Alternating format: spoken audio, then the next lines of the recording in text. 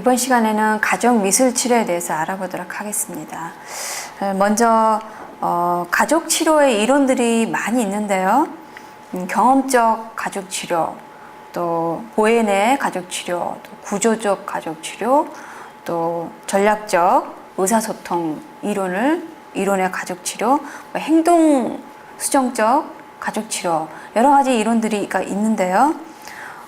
이 가족미술치료사들은 이 이론 중에 하나를 선택하거나 또는 여러 가지 복합적으로 사용하기도 합니다.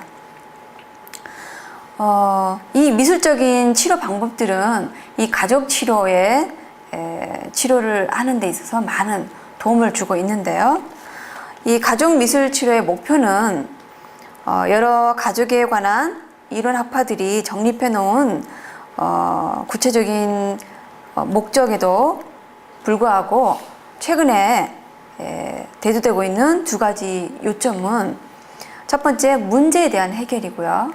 두 번째는 가족 생활 주기에서 발전 단계에 병행하는 가족의 작업을 편안한 방향으로 촉진하는 것에 일치된 의견을 보이고 있습니다. 그래서 갈등의 완화와 가족의 장기적인 성장 효과를 내기 위한 치료사들의 역할에 대해서 이 그린이 주장을 하고 있는데요. 그 역할에 대해서 알아보도록 하겠습니다.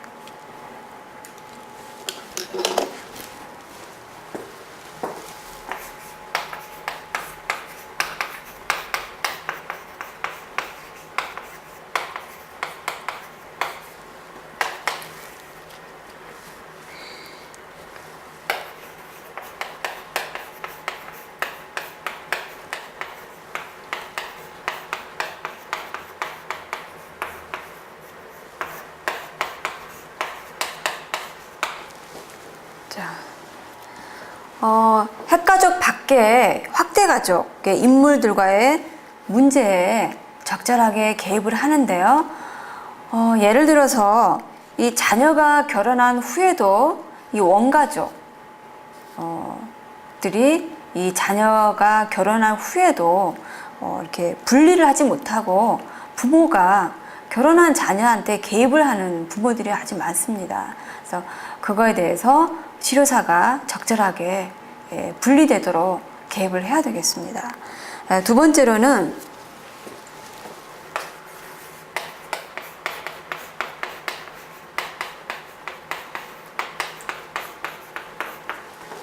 의사소통 방법, 명확한 어떤 의사소통에 대한 지지를 해야 되고요. 의사소통 방법에 대해서도 교육을 시켜야 되겠고요.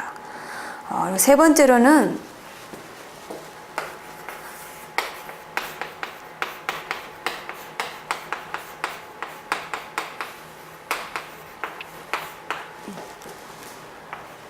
자아의 개별화가 되겠습니다. 그래서 가족은 서로 각자 분리되어 있다가 어떤 갈등 상황에서 문제를 해결하는 상황에서 또 뭉쳤다가 또 각자 분리돼서 생활했다가 이렇게 유동적으로 이렇게 작동이 돼야 되겠습니다. 그래서 서로 개별화가 되도록 해야 되고요. 네 번째는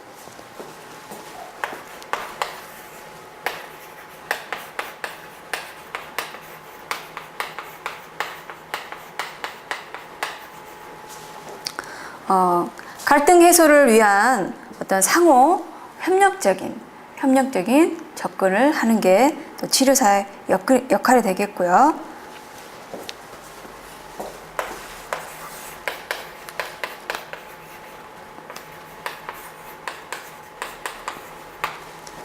다음으로는 자녀의 양육과 가족체계 유지를 위한 적절한 지도력을 제공해서 이 강한 부모 동맹과 또 부부 하위 체계를 강화시켜야 되겠습니다. 그래서 이 부모에게는 서로 부모가 어떤 역할을 해야 되는지 부모 교육을 또 시키고요. 또 부모와 자녀 관계에서 부부 하위 체계도 강화를 시켜야 되겠습니다. 다음으로는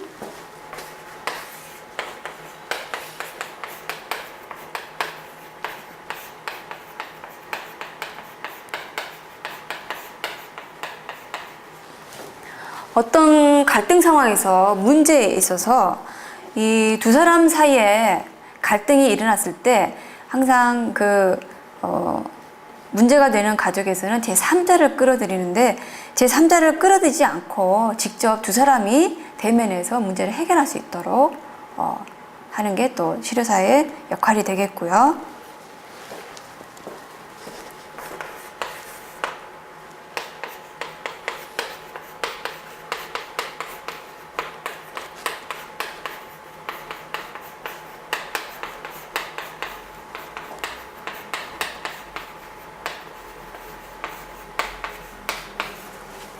가족 구성원들이 각자 독립성, 그리고 자발성, 그리고 주도성을 획득할 수 있도록 각 구성원들을 또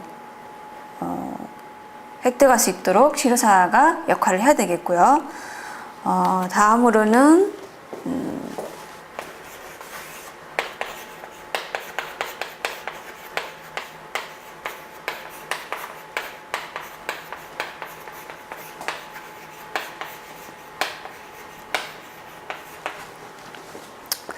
가족 구성원들 사이에 어떤 전이나 투사적인 왜곡이나 이런 것들을 있는 그대로, 가족들이 있는 그대로, 현실을 있는 그대로 볼 수 있도록 하는 인지할 수 있는 능력을 획득할 수 있도록 해줘야 되겠습니다. 그래서 치료사가 치료 과정에서 나타나는 가족 구성원들의 어떤 역동, 그리고 어떤 모습들을 있는 그대로 얘기를 해서 그것을 가족 구성원들이 그 모습을 인지할 수 있도록, 인식할 수 있도록 해줘야 되겠습니다.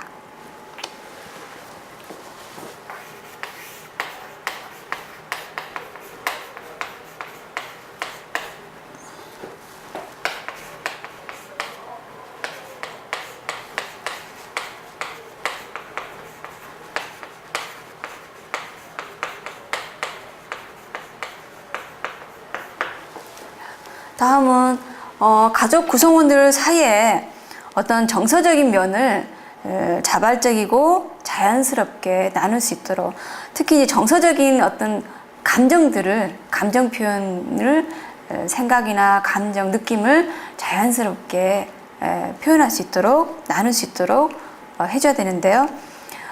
이때 우리가 알아야 될 거는 모든 감정을 다 수용을 해야 되죠.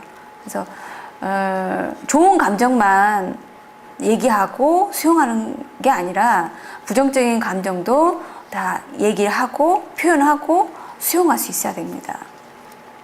보통 아이들이 엄마 나 이게 무서워 했을 때 부모들이 그게 뭐가 무서워 이런 식으로 반응들을 많이 하시죠. 그런데 어떠한 감정, 부정적인 감정도 자연스럽게 표현하고 수용할 수 있도록 해야 되겠습니다. 자, 이런 게 치료사의 역할이 되겠고요. 다음은 이제 가족 치료에서의 미술 치료가 어떻게 적용이 되는지 알아보도록 하겠습니다. 가족 치료 과정에서 치료사가 행동 변화를 위한 조건들을 어떻게 생각하느냐에 따라서 치료 방향이 설정이 되겠는데요.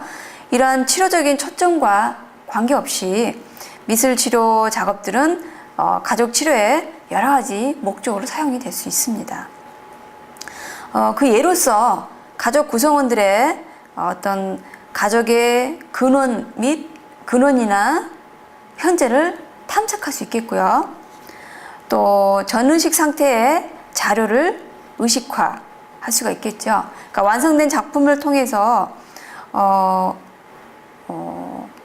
어떤 가족들 안에, 각 구성들 안에 가지고 있는 어떤 전의식 상태의 자료를 의식화해서 볼 수가 있겠고요. 또한 심리적인 감소가 방어가 되겠죠. 언어보다는 미술이 방어가 많이 감소가 됩니다. 또한 성찰 능력이 증진이 되겠고요. 또 내 감정을 탐색하면서 정서적으로 내 어떤 정서적인 상태나 이러한 것들을 알아보고 체험해 볼 수 있겠고요. 또 원인과 결과를 이해할 수가 있겠고요. 또 치료 과정 속에서, 작업 과정 속에서 역기능적인 행동 양식을 드러내게 되면 그러한 것도 알아볼 수 있겠고요. 또 가족 구성원의 개별화나 갈등들이 드러날 수도 있겠고요. 또는 부모 교육과 문제 해결 능력이 증진이 되겠고요. 또 가족 안에 있는 어떤 깊은 슬픔이나 애도를 표출해내서 해소할 수 있는 작업들도 가능하겠습니다. 또한 미술 작업이 활용되는 방법은 치료사가 치료 상황에서 자신의 역할을 어떻게 파악하고 있느냐에 따라서 달라질 수가 있겠는데요.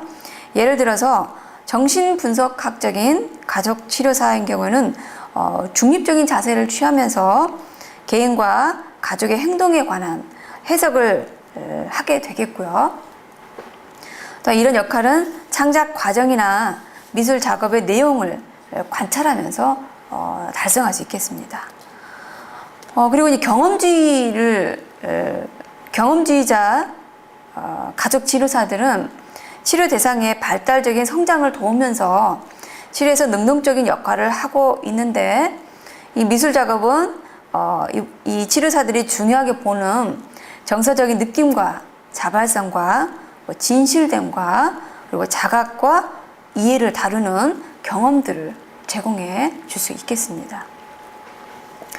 또한 삼각관계를 강조하는 보엔의 이론을 따르는 가족 치료사들은 가족 미술 작업에 드러난 내용을 토대로 그들이 목표로 하고 있는 가족 구성원들의 개별화와 독립화를 촉구할 수 있겠습니다. 다음으로 이제 구조주의 가족 치료사들은요, 미술 작업을 통해서 가족의 평소 행동을 바꾸고 구성원들에게 자신의 역할을 재조정하도록 중지할 수 있겠고요. 또한 실험적인 가족 하위 체계의 재편성을 하기 위한 미술 치료 지도 방법을 기획할 수 있겠습니다. 또한 의사소통 중심의 가족 치료사들은 연쇄 반응 효과를 보이는 순환적 인과관계 모델을 사용하는 공동미술 체험을 하도록 하면서 가족의 의사소통의 양상과 결정을 내리는 방법들을 관찰해 볼 수 있겠습니다. 그리고 치료라는 개념에는 명쾌한 의사소통과 문제 해결 능력을 가진 가족 구조를 이루는 것이라고 보고 있겠습니다.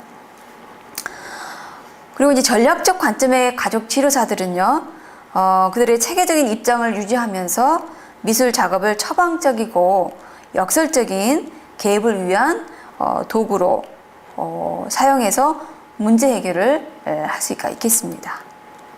또 행동주의적 관점의 가족 치료사들은요, 바람직한 행동을 동기화하고 그것의 긍정적인 강화를 교육 목적으로 미술을 도입할 수도 있겠습니다. 자, 이렇게 가족 체계 이론은 가족 치료를 구성원들의 작업 과정에서 표출되는 행동 양식을 점검하는 맥락으로 이끌어 나갈 수가 있는데, 가족 치료에 있어서 미술 작업이 가지는 치료적인 가치가 3가지가 있는데, 첫 번째는 미술 과정이 가족 문제의 진단을 돕고 상호작용을 증진시킨 데 있다고 보겠습니다.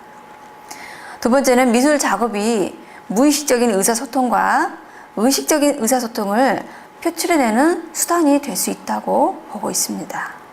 세 번째는 가족 역동의 지속적인 증거가 될 수 있는 미술 작품이 있다는 것입니다. 자, 가족이 공동으로 만들어낸 이 최초의 작품을 가족의 기본 구조의 평면도로 이해해 볼 수가 있겠는데요.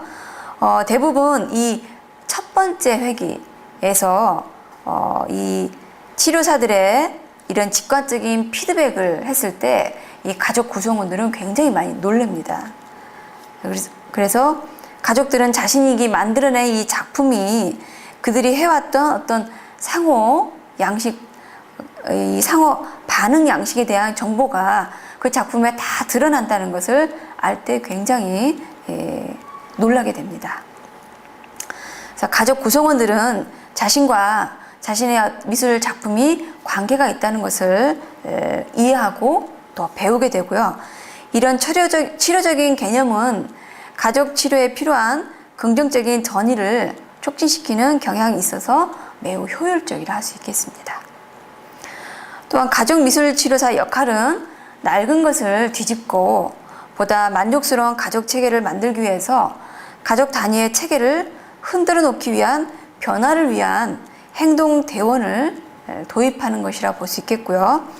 미술 작업 자체가 바로 그 방법으로서 미술은 상황에 따라 적절한 매체를 도입할 수 있을 뿐만 아니라 작업에 있어서도 굉장히 안전하다는 장점을 가지고 있습니다.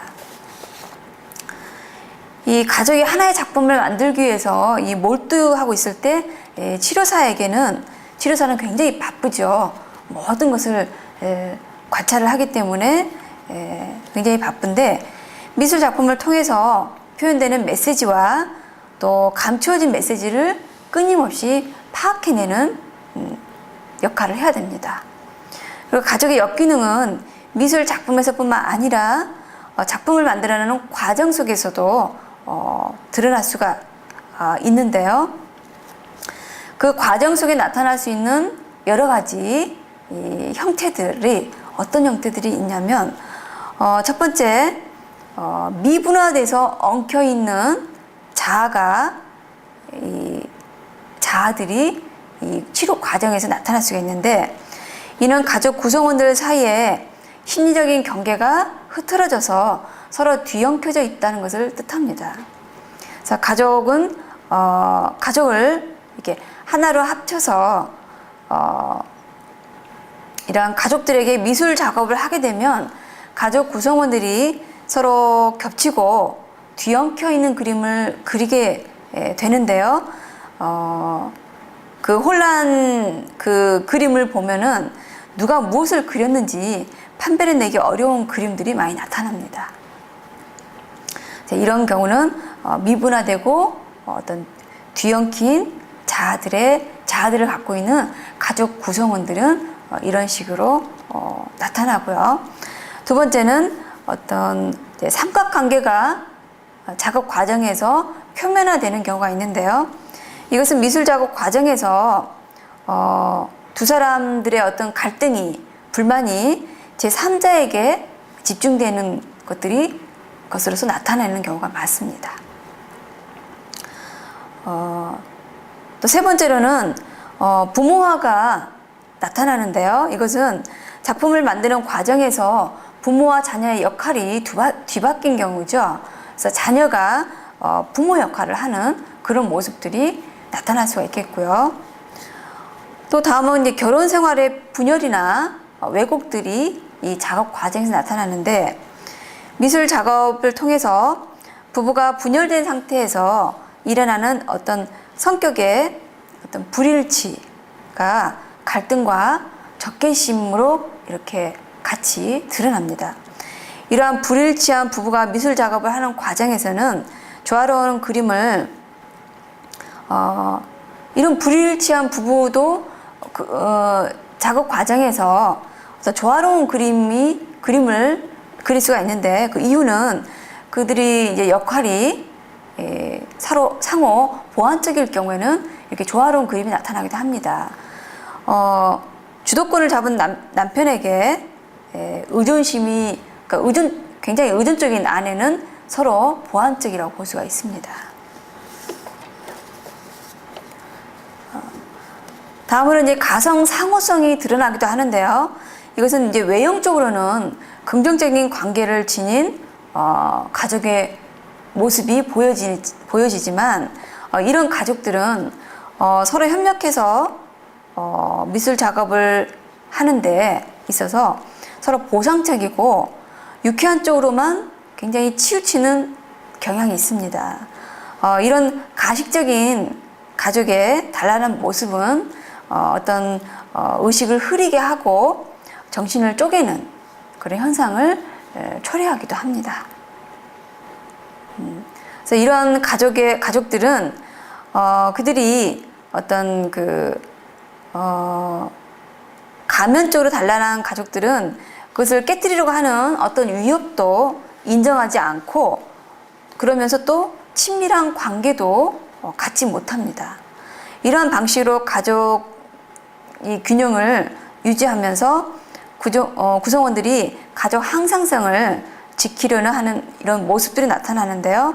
이런 가족을 치료 시에 이 가족들이 이런 식으로 동명을 하기 때문에 굉장히 치료가 어렵고 또 치료 시 저항을 하는 경우도 많습니다. 다음으로는 이중 구속의 형태가 나타날 수가 있겠는데요. 주로 이제 부모들이 애매하고 모순되는 지시들을 함으로써 이 자녀가 아주 혼란스럽게 되는데, 우리가 이중 메시지라고 그러죠. 이런 이중 메시지를 전달받은 자녀들은 굉장히 혼란스럽게 됩니다. 혼란에 빠지게 되는데, 그 이유는 표면에 드러난 지시를 따르면 그 이면적인, 그 숨어있는 이면적인 지시는 무시하게 되기 때문에 굉장히 혼란스럽게 됩니다. 그래서 굉장히 병적이고 혼란스러운 의사소통 방법이 되겠습니다.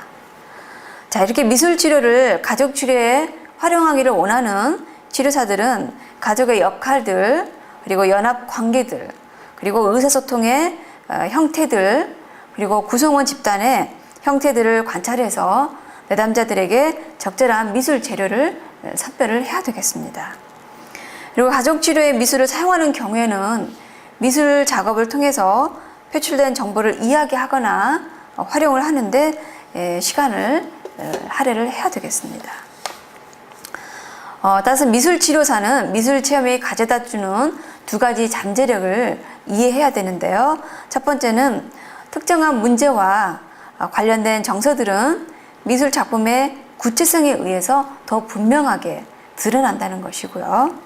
두 번째는 미술 작업의 결과물은 치료사들 뿐만 아니라 가족 구성원에게도 구체적인 증거를 제공을 해준다는 것입니다. 이런 이유에서 미술 작업이 마음속에 숨겨놓은 내용을 은유적으로 표현한다는 것을 명심하고 주의를 해야 됩니다. 따라서 미술 치료사들은 강한 감정을 불러일으키고 정면 대립을 초래하거나 가족이나 개인의 비밀을 알아낼 수 있는 기법을 사용할 때 신중해야 됩니다. 예를 들어서 가족이나 개인의 비밀들이 드러난다면, 예를 들어서 어떤 자녀의 성폭행의 상처나 아니면은 어떤 자녀 가족 구성원들의 어떤 죽음 등 이러한 아주 깊은 상처나 이런 것들이 드러날 수 있기 때문에 주의를 하셔야 됩니다. 그래서 각 치료사는 이런 상황을 유도해내는 치료적인 가치를 생각해내야 되고요.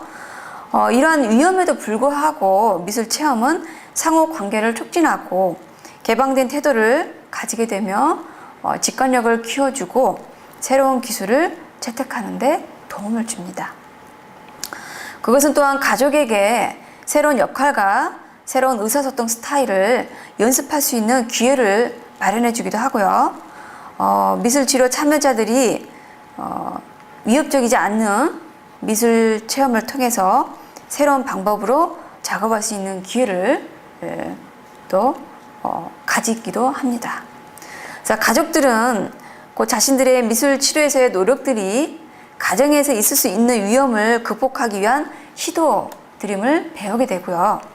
가족이 함께하는 미술 작업을 하게 되는 이유 중에 하나는 협력해서 하는 노력이 또 즐거울 수 있는 어떤 새로운 경험을 하는 것이라 할 수 있겠습니다. 이러한 것들은 가족에게 어떤 가족 안에 있는 어떤 힘을 발견할 수 있게 되고요. 또 긍정적인 변화를 위한 촉매제를 할 수도 있겠습니다. 자, 가족 미술 치료를 작업 중심으로 이끌어가는 이유는 미술 재료들을 활용하기 위함인데요. 미술이 가지는 창의적인 기능 이외에도 미술 재료는 부가적인 목적들을 이뤄나갈 수 있습니다. 예를 들어서 가족들의 정서 상태를 높이거나 낮출 수가 있고요. 또 자연스럽게 자유롭게 자기 표현을 할 수가 있게 되고요.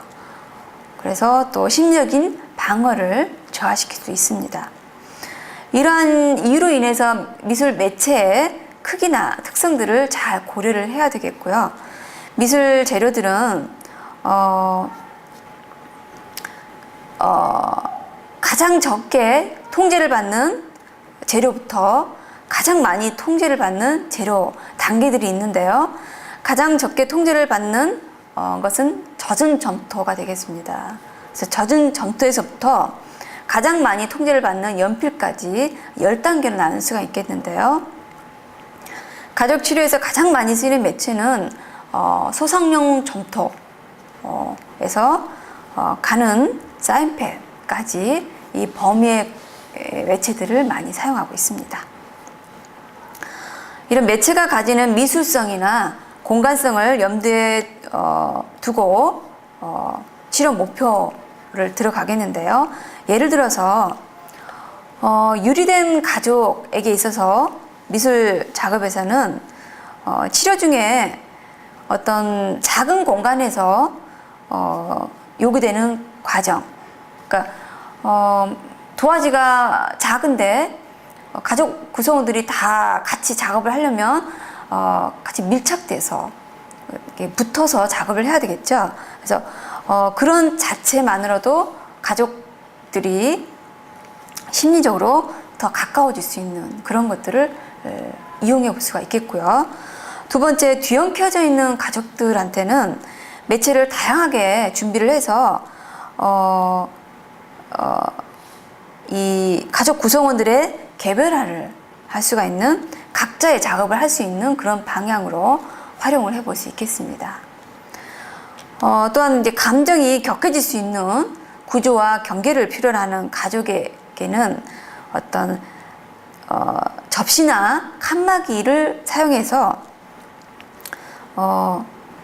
서로 어떤 구조와 또는 경계를 만들어낼 수 있는 그런 작업이 필요하겠고요. 또 즉각적인 요구나 요구 충족이나 문제 해결을 통해서 가족 구성원들이 어떤 성취감이나 자부심을 느껴야 되는 게 필요한 어떤 가족 치료에서는 사용하고 싶어 하고 또 가능한 빨리 성공적으로 작업을 마칠 수 있는 그런 매체를 제공하는 것이 좋겠습니다.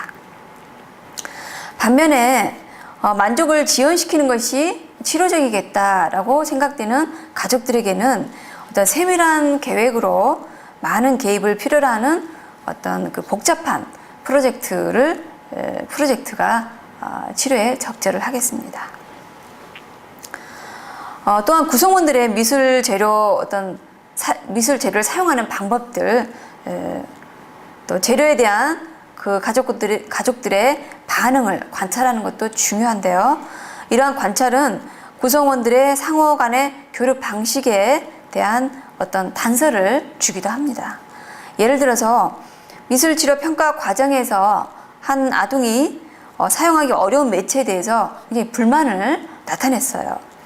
그래서 그 아동의 행동을 보고 가족들이 어떻게 반응하는지, 어떻게 다루어지는지 이런 것들을 볼 수가 있겠습니다. 만약에 그런 행동에서 부적절한 역할이나 부모의 또는 가족 구성원들의 부적절한 역할이나 행동이 드러날 경우에 치료사는 나중에 같은 과제를 제시함으로써 그런 문제점들을 다룰 수도 있겠습니다.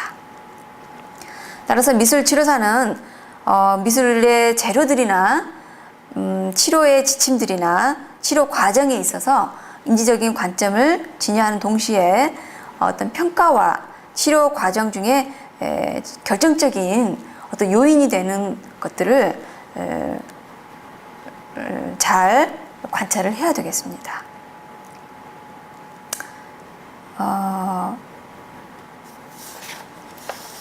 자, 다음은 이제 가족 치료 과정 중에서 가족의 삶을 주기로 봤을 때 어떤 발달 단계가 있는데요. 그 발달 단계에 대해서 알고 있어야 되겠습니다. 그 발달 단계에 대해서 한번 알아보겠는데요.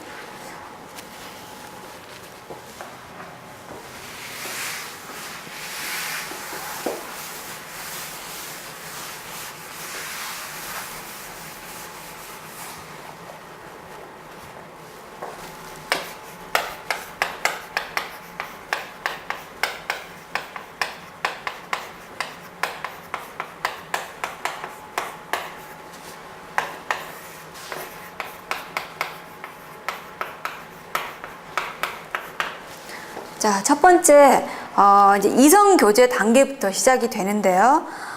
이성 교제를 하면서, 이제 이 단계에서, 이제 결혼 상대자를 선택하면서 부모와 갈등이 있을 수 있겠고요. 또 이 단계에서는 정서적으로 좀 자율적이고 분리된 정체감을 개발시키고, 또 성적인 만족이 포함된 어떤 결혼 준비 작업이 이루어질 수 있겠고요. 또 이런 부모로부터 또 자유로워질 수 있는 그런 단계가 되겠습니다. 두 번째는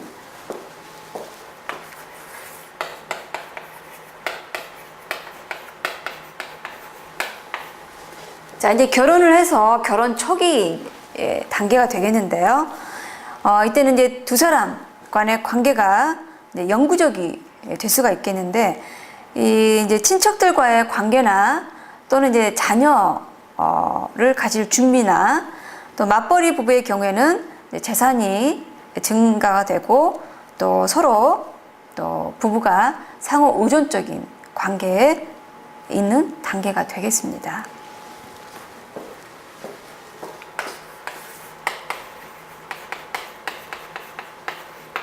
자, 세 번째는 이제 확장 단계가 되겠는데요.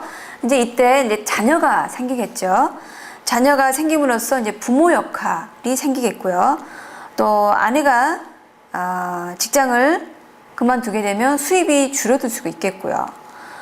또 자녀 양육에 있어서 임신이나 자녀 양육에 있어서 또 서로 많이 상호 의존적이 되겠고요. 또 갈등이 있을 수 있겠고요. 또 자녀 문제로 인해서 갈등이 있을 수 있겠고요. 또 부모와 자녀들 사이에 또 경쟁, 또 갈등 관계가 있기 때문에 대처해야 되겠고요. 또 부모가 자녀에게 지나치게 또 개입할 수 있는 것에 대해서 또 대처를 해야 될 그런 단계가 되겠습니다.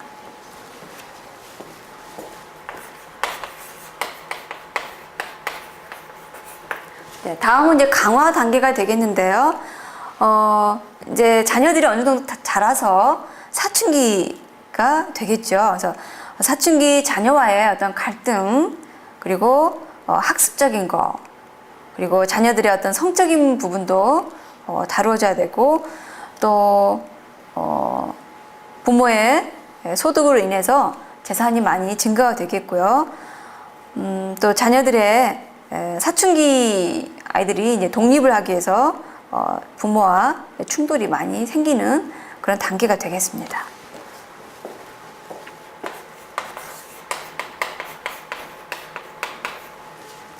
자, 다음은 이제 계약 단계로서 이제 자녀들이 성장을 해서 또 이제 결혼을 하게 됐죠. 그래서 자녀들이 부모를 떠나게 되는, 그럼으로 인해서 부모의 역할이 상실되는 그런 단계가 되겠습니다. 그리고 이제 새로운 관심 대상이 그로 인해서 이제 필요하게 되겠고요. 또 어느 정도 이제 경제적인 기반이 갖춰져서 경제적으로 여유를 누릴 수 있는 그런 단계가 되겠습니다.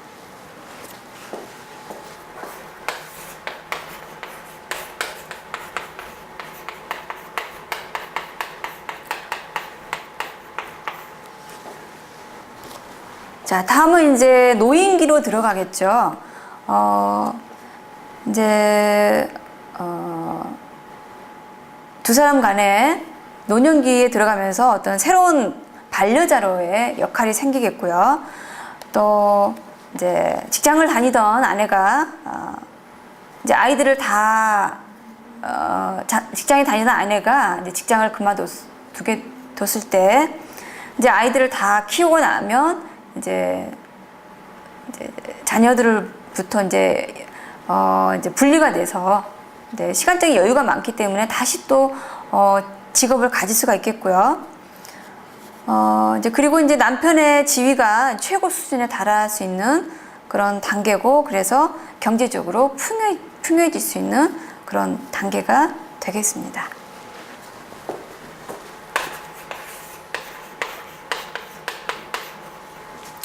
자, 다음은 이제 소멸 단계가 되겠습니다. 마지막으로 이제 이 단계는 이제 은퇴를 했기 때문에 이제 경제적으로 많이 약화가 되겠고요.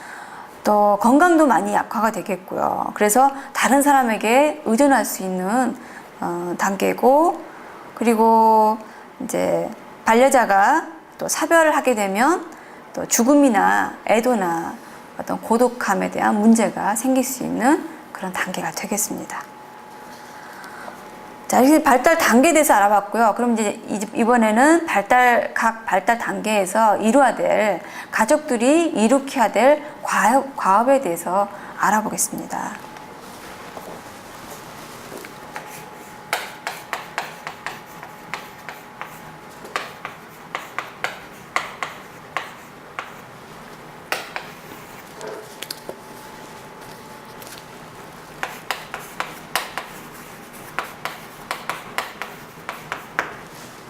자, 먼저 이제 결혼을 해서 아이가 없는 신혼부부 단계부터 시작을 하겠는데요. 아이가 없기 때문에 이제 가족 구성원들은 아내와 남편 둘이 있겠고요. 이 시기에 달성해야 될 과업은 이제 두 부부가 서로 만족스러운 부부 관계를 확립을 하고요. 또 이제 앞으로 생길 자녀, 그러니까 임신과 부모가 되는 것에 이제 어떤 대비를 해야 되고요. 그리고 이제 친족 관계, 어떤 모임이나 이런 게 이제 참여를 하면서 관계를 유지해 나가는 게 발달 과업이 되겠고요. 두 번째로는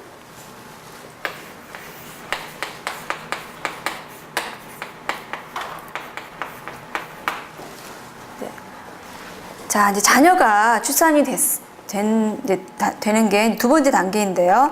자녀가 이제 생기게 되면 이제 가족 구성원들이 이제 엄마와 아빠, 그리고 이제 아이들, 자녀들이 되겠죠.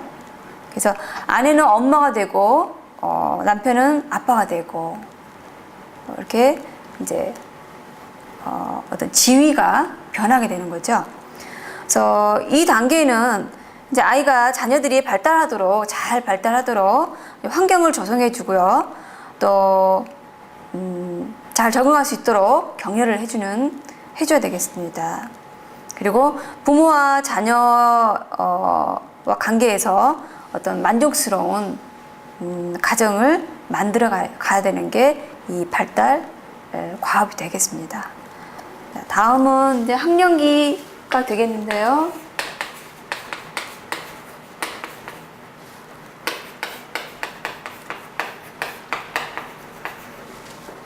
자, 아동이 이제 학교 들어가기 전 시기인데요. 가족의 구성원이나 지위는 이제 변동이 없고요. 아내는 엄마가 되고, 이제 남편은 아빠가 되고, 이제 자녀들이 있겠습니다. 이 시기에는 이제 성장을 촉진하는 방법으로 학령기 아동의 어떤 욕구나 흥미에 잘 적응할 수 있도록 격려를 하고, 또 부모도 적응을 해야 되고요. 또 이제 아이가 이제 커 나감에 있어서 어떤 부부 간에 또는 각자 구성원들 간의 사생활이 줄어드는 부분에 있어서 또 적응을 해야 되는 게 발달 과업이 되겠습니다.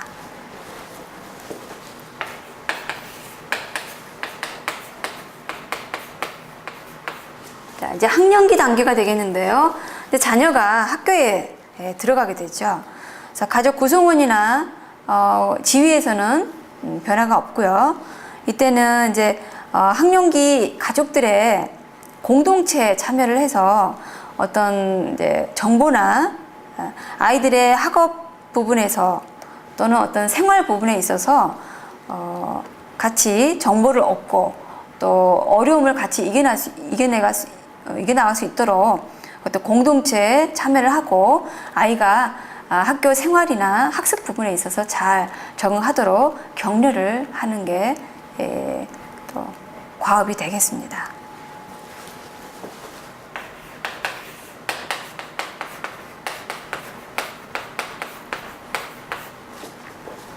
자, 다섯 번째로는 이제 청소년기가 되겠는데요. 가족 구성원이나 지위는 변화가 없겠고요. 청소년과의 갈등이 많이 일어나죠. 갈등을 최소화시킬 수 있도록 어떤 자녀의 가족 구성원들의 어떤 자유나 책임의 균형을 유지하도록 노력을 해야 되겠고요. 그리고 청소년기 이 혼란스러운 시기 아이들에게 있어서 굉장히 힘들고 혼란스러운 이 시기에 부모의 따뜻한 관심을 보일 수 있는 노력을 해야 되겠습니다.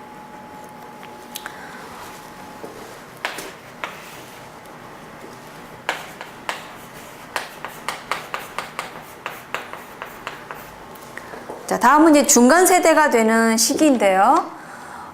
이때 이제 자녀들이 결혼을 하는 시기죠. 자녀들이 결혼을 해서 부모를 떠나가고 그리고 또 그 자녀들이 또 아이를 낳게 되면 이제 아내가 엄마가 됐다가 이제 할머니가 되는 거고요. 남편은 아버지가 됐다가 할아버지가 되는 거고요. 또 자녀들은 이모나 또는 고모나 삼촌이 되는 어떤 역할로 또 변경이 되겠습니다. 이럴 때는 이 시기에는 이제 자녀들에게 어떤 도움을 주면서 자녀들에게 어떤 필요한 도움을 주면서 떠나보내는 과업이 되겠고요. 또 어떤 지지적인 가정의 토대를 유지하는 게 과업이 되겠습니다. 또한 아까도 말씀드렸지만 결혼한 자녀에게 너무 개입하지 않고 결혼한 자녀와 분리되는 그런 노력도 필요하겠습니다.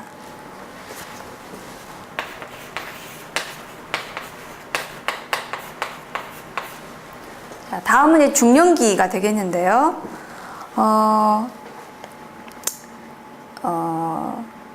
이제 노년기 바로 직전이 해당이 되겠는데요.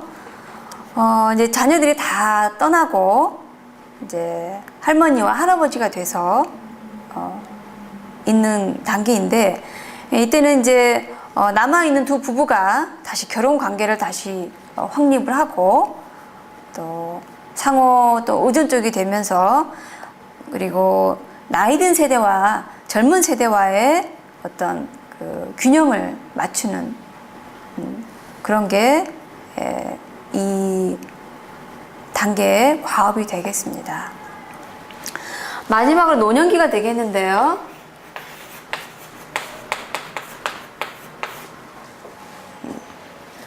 자, 노년기에는 이제 배우자 중에 한 분이 이제 사별을 하게 되겠죠. 그래서 사별을 함으로써 혼자 사는 것에 적응하는 것이 2단계 과업이 되겠고요.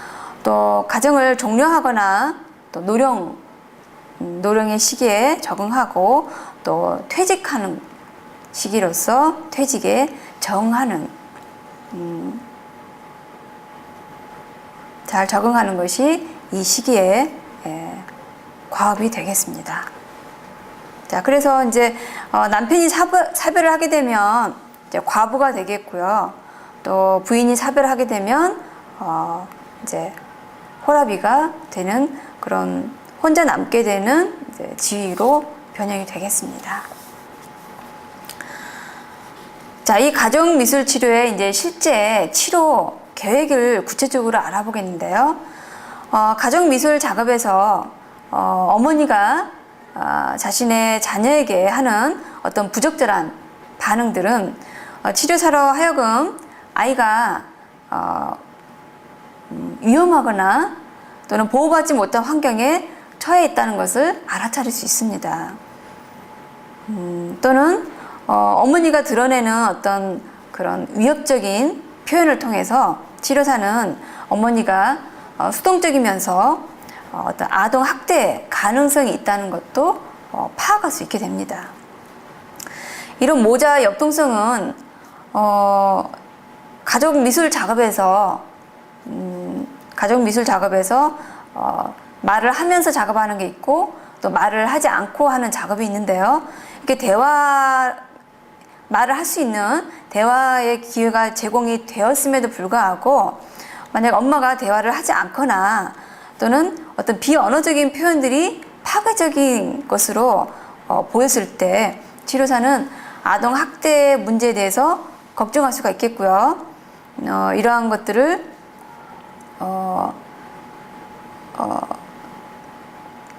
이렇게 탐색해 볼 수가 있겠습니다. 그래서 이런 과정에서 나타날 수 있는 심리적인 문제들을 찾아볼 수가 있겠는데요. 먼저 어머니의 자녀에 대한 무관심이나 또 지나친 통제나 간섭들을 치료 과정에서 작업 과정에서 볼 수가 있겠고요. 또한 어머니가 또 자녀를 보호받지 못하는 환경에 방치해 둘 수 있다는 거, 그리고 자녀의 어떤 불안 반응이나 무력감이나 우울증들을 작업 과정에서 우리가 탐색해 볼 수가, 관찰해 볼 수가 있습니다. 그래서 치료사는 이 어머니에게 일상생활에서 자녀에게 하는 행위들을 이런 작품 속에, 작업 속에서 하는 행위와 작품이 나타난 모습을 가지고 추측해 볼 수가 있겠는데요. 예를 들어서 그 작업 과정을 통해서 추측해 볼 수가 있는 게 아이를 혼자 방치하거나 또는 위험한 것에 접근해 있는데도 허용을 한다거나 또는 자녀가 위험한 영역에 있는데도 깨닫지 못하고 있다는 이런 것들을 우리가 추측해 볼 수 있겠습니다. 이렇게 치료사는 계속적인 아동 학대와 신체적인 방임을 감지하게 되면 이 가족을 아동 보호 전문적인 기관에 이렇게 보고할 수도 있겠습니다. 자, 이 치료 계획 과정에서 치료사가 탐색해야 될 내용은 이제 구체적으로 좀 들어가자면요. 먼저 즉 부모, 아버지와 어머니는 어떤 것들을 탐색을 해야 되냐면요. 첫 번째, 가족 내에서 내가 지금 어떤 역할을 하고 있는지를 탐색을 해봐야 되고요. 두 번째는 권위적인 역할을 할 때 어떤 느낌인지를 점검을 하고요. 그리고 자기 방어로서의 어떤 행동 패턴들을 하고 있는지를 또 알아보고요. 또 배우자와하고의 동맹이 어떻게 자신의 결혼과 가족 체계에 영향을 주는지도 이해를 해야 되고요. 그리고 자신의 어떤 유약한 자아상을 정당화하기 위해서 부모로서의 권위를 양도하고자 하는 욕구가 있다는 것, 이런 것들을 찾아볼 수 있겠고요. 또 배우자에 대한 어떤 분노와 또 무의식적인 대리 욕구로서 자녀의 과도한 행동을 내가 인정하고 있구나 라는 것과 또 책임을 지는 것과 의존하는 것이 가족에게 어떤 영향을 미치고 있는지를 탐색을 하고요. 또 결혼 갈등을 다른 가능한 것으로 전향시키기 위해서 자녀를 이용하고 있다는 이러한 사실들을 이해하고 탐색해 봐야 되겠습니다. 반면에 이제 자녀는요, 내가 부모 역할을 하게 된 이유가 뭔지, 또는 내가 부모 역할을 하고 있구나, 또는 부모 역할을 하고 있는 이유가 뭔지를 탐색해야 되고요. 또 부모를 보호하고자 하는 욕구가 있고 왜 그러는지도 탐색을 해야 되고요. 또 성장을 위한 핵심으로서 개별화가 필요하겠구나 라는 것과 또 우울증이나 불안을 감추기 위해서 자신이 공격적인 행동을 하고 있다는 거, 그리고 전능적인 느낌이나 낮은 자존감, 그리고 욕구 좌절을 참지 못한다는 거, 또 자기 파괴적인 행동이나 형제들끼리 자매들끼리 경쟁하고 있다는 거, 그리고 원인과 결과에 대해서 이해하는 거, 이런 것들을 중점적으로 치료 안에서 탐색을 해봐야 되겠습니다. 자, 이번 시간에는 가족 미술 치료에 대해서 알아보았습니다.